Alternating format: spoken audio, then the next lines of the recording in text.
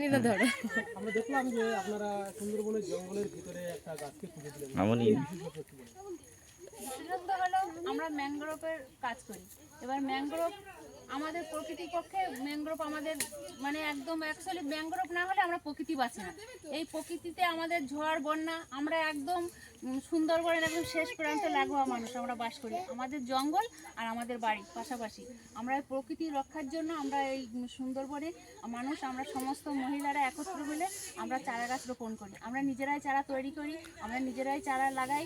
আমরা এই নদী বাঁধের ভাঙন রক্ষা করতে, আমরা স্বার্থে, নিজেদের স্বার্থে, নিজেদের প্রকৃতির স্বার্থে আমরা এই সমস্ত সব কাজগুলো করি।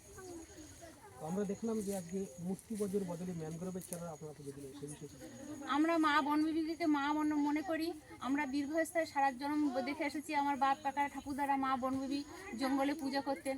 সেই আমরা মা বনবিবিকে আমরা মা, নিজের মা মনে করে এই জঙ্গলের ভারসাম্য রক্ষা করার জন্য আমরা মাকে কাছে আরাধনা করেছি যে আমাদের এই প্রকৃতি যেন সুন্দরভাবে থাকে, আগে যে প্রজন্ম আসে তারা যেন সুন্দরভাবে থাকতে পারে।